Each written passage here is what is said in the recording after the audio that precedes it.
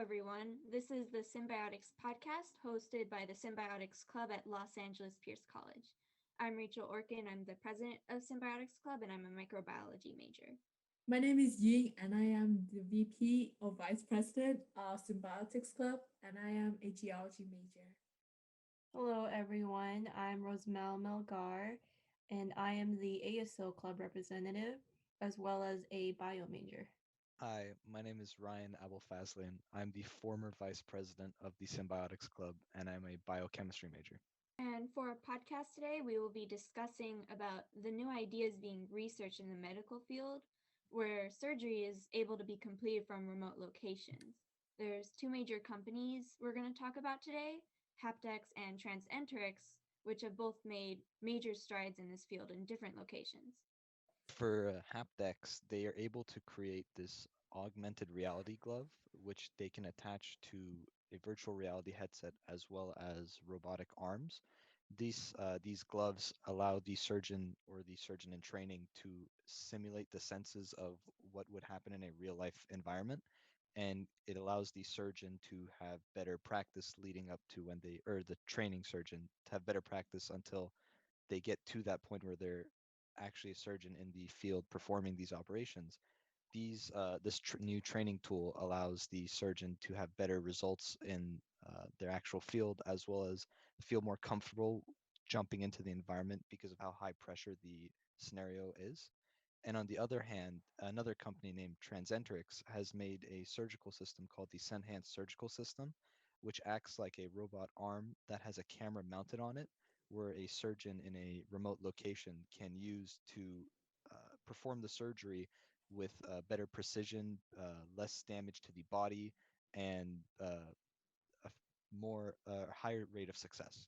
So, yeah, I've noticed with the Haptx technology that it kind of uses those gloves. And yeah, like you said, for now, it's only being used for training surgeons and medical students. And from surveys they've taken between the training surgeons who tried this technology, around 90% said that it made them more confident to perform surgery, less likely to make mistakes during a real surgery, and overall just more better prepared to perform this. Yeah, I feel the benefit of these gloves is it allows the pressure to be taken off the surgeons in training. So when they're actually in the field, because it's very hard to recreate that environment with the real life human subject in front of them, where a situation that could be life or death is presented to them. Yeah. I mean, like from what they've shown, the only situation they've been able to simulate right now is arthritis surgery in the hip. So, but they're doing a really good job at it. The with the technology they're using these little air pockets, and they can all inflate. There's like a bunch of them in the mesh lining of the glove, and they can simulate where they're feeling in the body. So they might be able to feel a bony landmark that might be important, or maybe even major ligaments, so they can orient themselves during the surgery. But I have a question regarding like the haptics club, the haptics gloves. So I saw the picture and I see that the gloves are quite bulky. So I was wondering the mobility of the gloves itself, like how fast can a surgeon operate virtually? I mean, given that this is a pretty recent creation, yeah, it's probably going to be pretty bulky, but inside they, like I said, they have those little balloons that inflate. So even if there's like a giant glove on your hand, it's going to try its best to just recreate what you would be feeling. So I don't know if the you can actually feel the weight while you're performing that practice surgery. That's a good question. The gloves actually can apply up to 40 pounds of force on each hand. So I'm guessing that's where the bulk is in order to create that sense of weight. Hardness, like Yeah. So these gloves, they while they are bulky, they're not that restrictive of your mobility, and it's more just different, I guess, extensions in order to provide for the different simulated feels that would be required to simulate. hmm. Because the reason I asked this question is because I saw some video about the haptics club, the haptic gloves. So the people who are testing it like move very slowly. So I don't know how. I haven't seen like the actual operation. Like I just see that people testing it out, and they move very slowly. So I was questioning the speed of how you can move with that bulkiness. Yeah, maybe I'm just kind of spitballing here because I haven't seen many operations, but surgery requires all these precise, slow movements. It Mhm. could be just, the procedure at hand. Hmm. Another question I also kind of have is that with since this is still under development and they're still trying to test these types of gloves, I wonder like what the cost would be to have this for other schools, like maybe that are slightly underfunded to have like for especially for medical students who are maybe nervous. I think these gloves would be great, but I'm just Yes. wondering how much it like could schools be able to afford this? How available it's going to be to medical students? Well, considering that this is for a medical field and of course it's related to someone else's life, I would say that the government will fund the distribution of the gloves. Or, mm, yeah, I think that there will be some kind of funding with the gloves because surely it's a new product. Of course, it's going to be expensive. So these gloves, they haven't publicly shared the price of them because they require some background to sell to them. However, from reports showing they're around five figures is the estimate per glove or per Five set. figure per wait per gloves Yeah, per or set. per pair of Per gloves. pair, I guess, Good, yeah, for good. the entire set. Mhm. So while they are costly and probably schools will not be able to get that many, there will, with how uh, certain, I guess, universities or medical schools are, they should be able to at least get a couple to at least practice for their like final year med students who are going into residency or in some facet of the medical institution. Also, I have another question. So since this is a virtual reality kind of stimulation, how realistic is the image? Because from what I see, the image is still quite unrealistic. I have to say.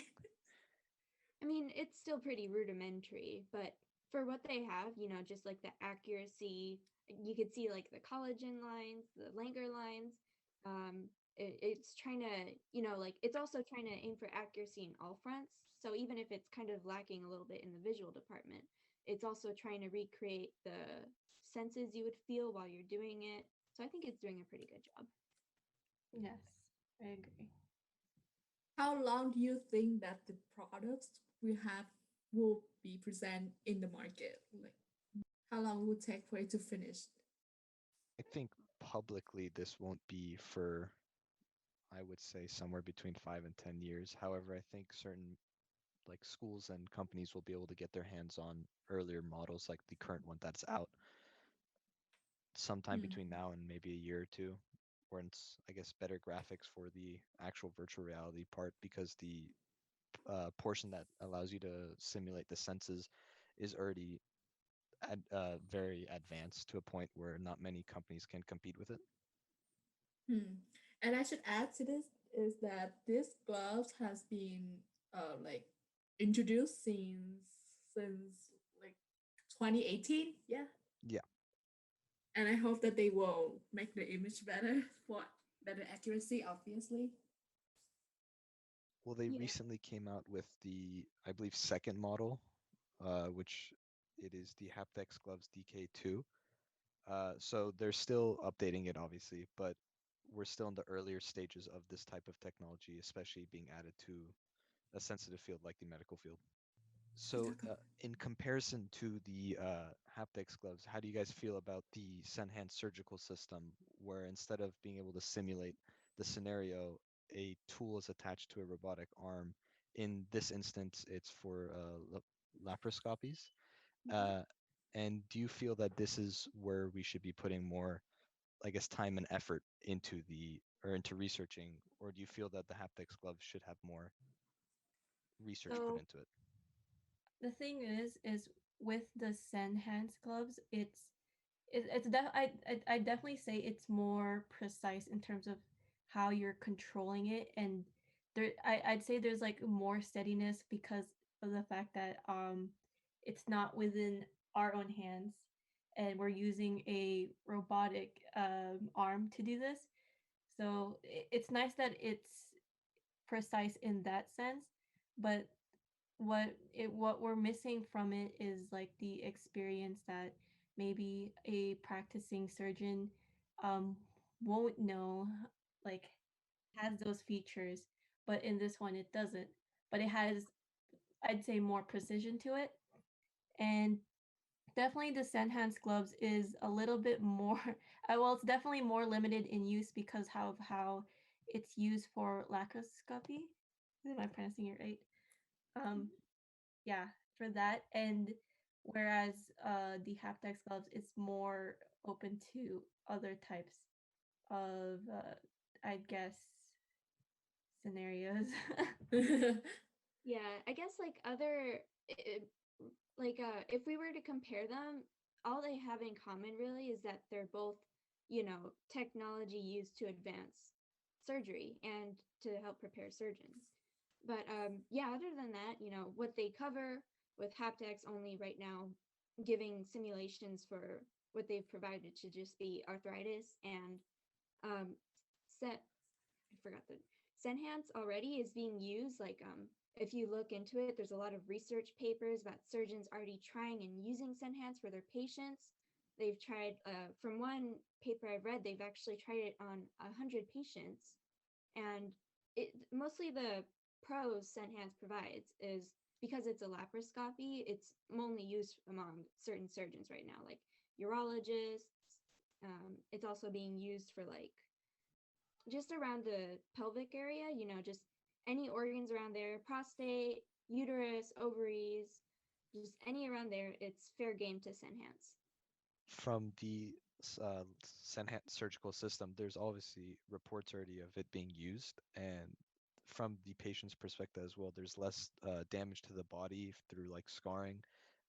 There's quicker procedures sometimes, and then they have a tremor filter attached to to the device that allows to balance out in case during the operation if the patient starts shivering, and this Mm-hmm. sort of like new safety, I guess, features allows for or it reduces the risk that comes with surgery, and that obviously is a major fear for certain individuals going into certain procedures they need. So if, I guess, this type of technology were to be branched out to other um, I guess, fields, this would be a lot more helpful in my opinion than the gloves.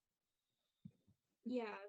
So since Senhance is already being used for actual surgery, there's going to be more aspects that we need to consider between surgeons and patients. We have to consider patient consent. Do they consent to be operated with this robotically enhanced surgery? There's going to be a learning curve between doctors who can use it and surgeons who aren't really as natural because it doesn't seem as intuitive as, just working with gloves.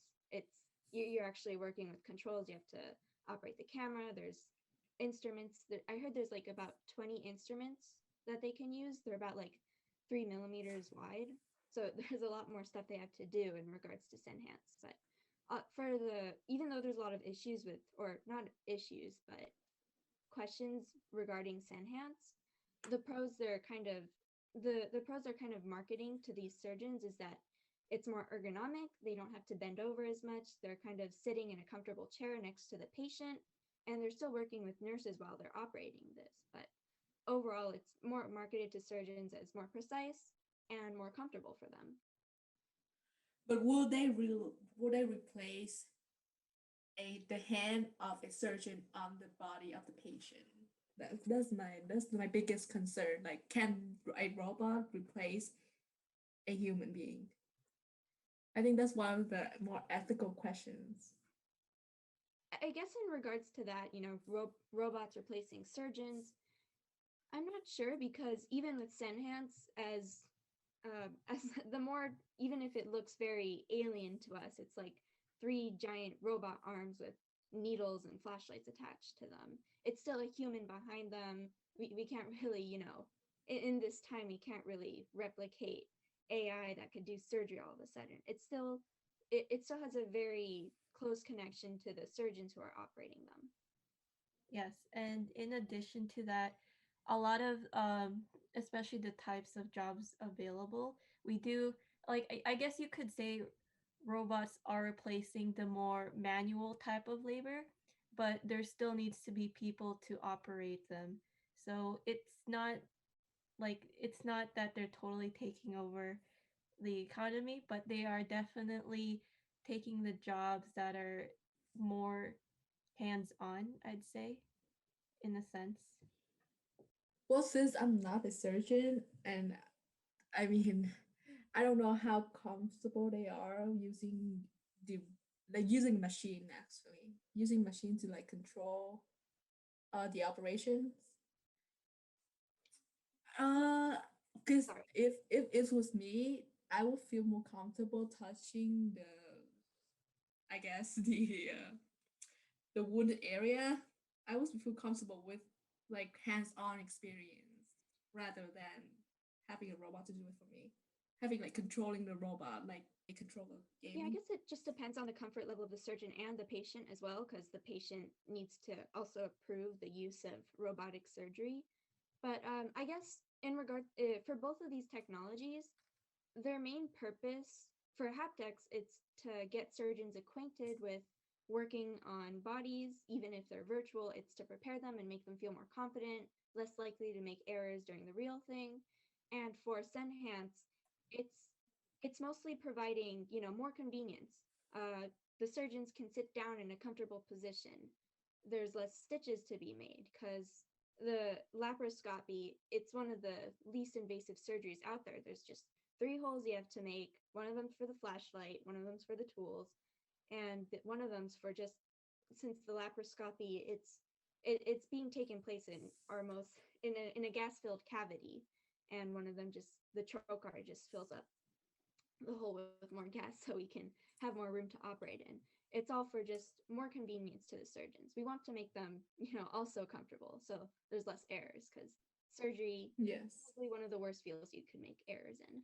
Yes. If you make one wrong move, you cost a patient's life. And your job. Yes. And a lot of lawyers.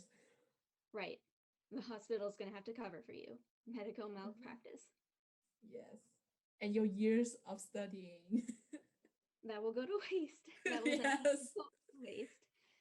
But yeah, so these technologies, they're mostly for also for the patient, we want them to be alive, but, we want the surgeons to do the best that they can with all the technology they're given.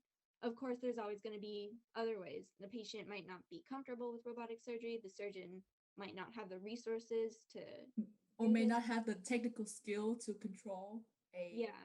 I mean, like, do you guys think that with this new technology for surgery, will there have to be classes preparing surgeons for this? Definitely. Yes. Yeah. 100%. Maybe not for Haptx because that's what's preparing the surgeons. It might be used in Yeah. class for all we know. But for technology like Senhance, and there's also other, but before Senhance, there was Da Vinci, which we know as the famous, they did surgery on a grape. They were behind that. Mhm. That was them. But yeah, there might be more classes just teaching surgeons how to work with this technology. To work a machine, right? Yeah, that's another class they have to maybe take in the future. Yes, so there definitely needs to be classes to provide more training for the new types of technology available to. Yeah, and for technology like Senhance that isn't as intuitive, there's going to be a learning curve too. Some surgeons might not be up for the task, and so there's a lot of ways this could go down, and it's probably beyond our depth, but we could still speculate about it. And yes, the fact is that they both machine can also have a drawback that they include glitches during the procedure, which is of course dangerous as hell. So if using a long distance surgery, it can cause fatal issues if bugs in the middle of an operation. If bugs happens in the middle of the operations. That could be a problem, but in regards to like those liabilities, these are included in between the patient consent. The doctors have to let them know there are things that could go wrong. There could be there could be problems with the surgical arms, just hardware problems, software problems. There's a lot of things that could go wrong, but despite this, in that research, it showed that the patients were overwhelmingly in favor of robotic surgery. It was more convenient, there was less stitches, the surgeon was comfortable. So that's an interesting factoid. I feel that with the major success of these of like I guess bringing all this information out is that the patients actually do support this advancement, because if they weren't in support of it, then there would be no traction built up in order to keep researching it, because in the end of the day, it's whatever makes the companies, I guess, the most money from this, as well as improving the field. But do you feel that, I guess, ethically, do you think this is the correct direction to go into, or do you feel that there should be more better tools to support the surgeons, such as like the gloves in training, rather than using them in practice? I do support having the gloves in training, but I'm not sure about in practice.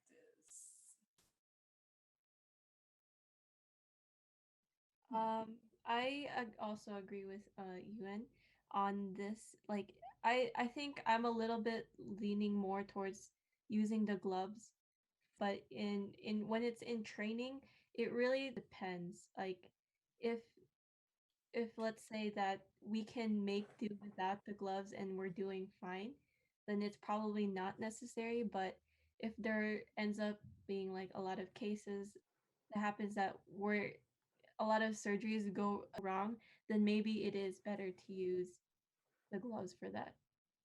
Yes, and also as for Senhance, the problem is that this is new technology, so we don't have a lot of evidence that this is reliable technology to use in a dangerous procedure like a surgery. So leaning towards having the gloves to practice rather than maybe hold off on the having robot in the actual training in the actual practice itself. Maybe hold off on that for several decades. I mean, the interesting part is that Senhance is actually older than Haptx. It came out around 2015, around 6 years ago, and it's already been used in like actual surgeries for laparoscopies. So it's already in use, but yeah, it's I feel like it's mostly experimental right now. Doctors are still writing a lot about it, putting out their takes on it, which is a fancy word for articles. It's already in use. It's actually being used for like actual surgeries, but again, it's still very limited in what it can do. It's mostly for urology, hysterectomies. They're just removing stuff around the pelvis.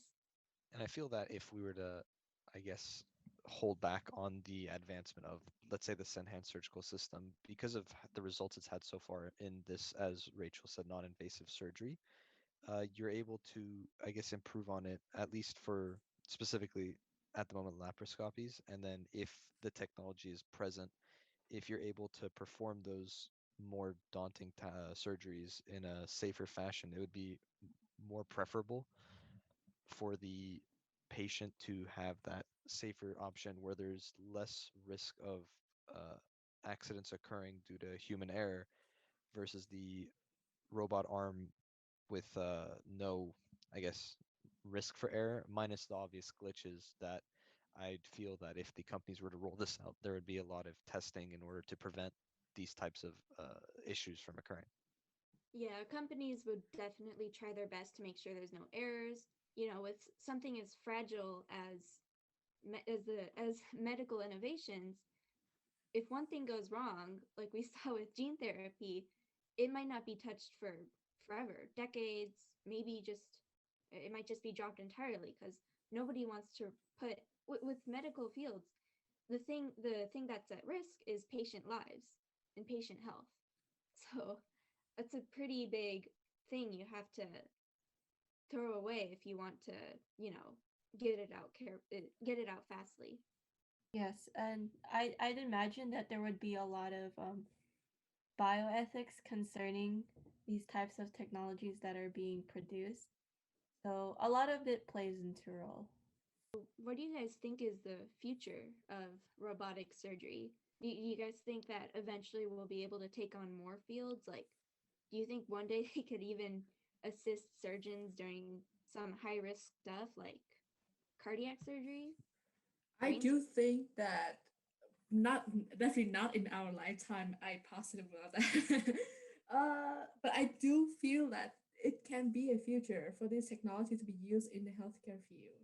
I feel that depending on how long the connection range for the gloves could be for Haptx, or if another company takes it on and expands on it, there could be scenarios where, let's say, there's a specific surgeon in another part of the country or world that is able to perform a certain surgery, or is one of the few experts, I guess, in that field.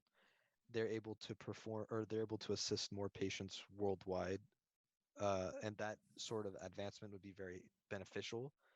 However, I don't see this happening anytime soon because of the, I guess, technology that would be required to have that connection towards robot arms or some sort of instrument.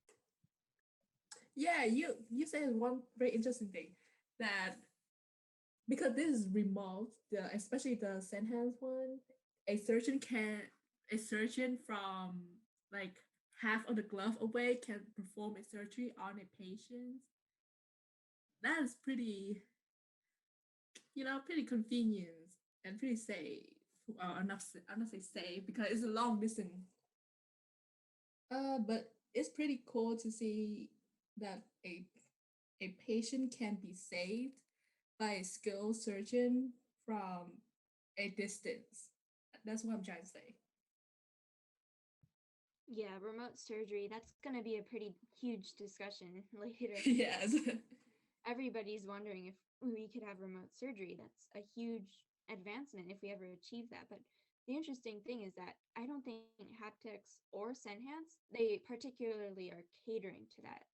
Like, Senhance is somewhat remote, but the surgeon is like 2 feet away from the patient. It's in a special room with a giant machine in there. But I think maybe, given how advanced this already is, I mean, there's still a lot more to go, but I think both of them could either, end up being the pioneers of remote surgery in the future.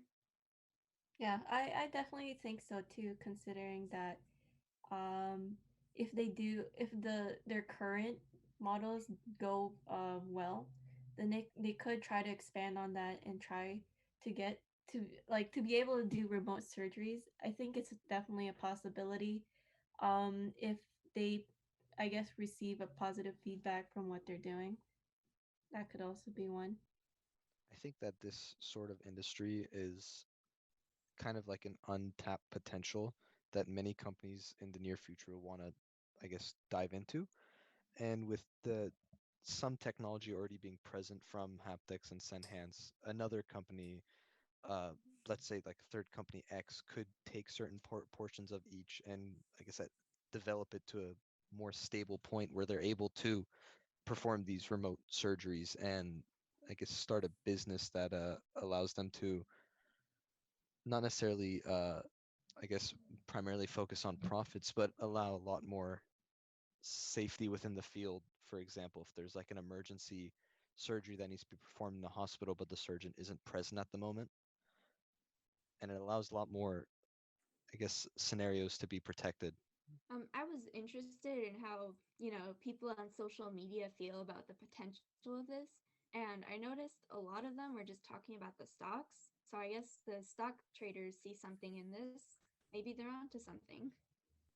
Oh yeah, like the potential investment for these types of technology. Yeah, I'd say that's also happening. So, of the two types of gloves that we talked about today, which one would you guys prefer and why? So personally, I think I would prefer the Senhance surgical system just because, well, it's already being used in the field and there's already positive results for it.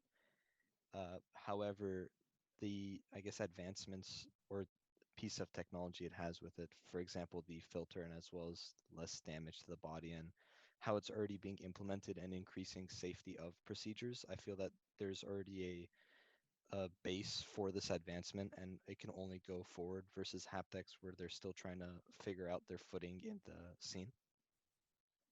Yeah, I'm gonna agree with Senhance because, like Ryan said, it's already being used by a bunch of surgeons in their respective fields to do laparoscopies, and also they're having a very, they're doing a lot of, what's the word? Uh, they're just doing a lot of improvements. They already have a very uh, strong footing in the medical field. Like I was like browsing their website, and they actually have live streams. They have surgery live streams. You you can watch them just do surgery through Senhance. I think the next one is in a couple days. It's in Germany. Pretty cool. And that also is kind of steals some thunder away from the gloves because it allows surgeons who are wanting to train to, I guess, view it firsthand and get a more, I guess, in-depth look because of the way the camera works on the system, where it's a better picture and it's looking at the real thing rather than a simulation. Yeah. Even if, Haptix is mostly focused on arthritis and orthopedic surgery, Senhance is actually showing the real thing. It's showing surgeons, they're uploading videos of all of their operations.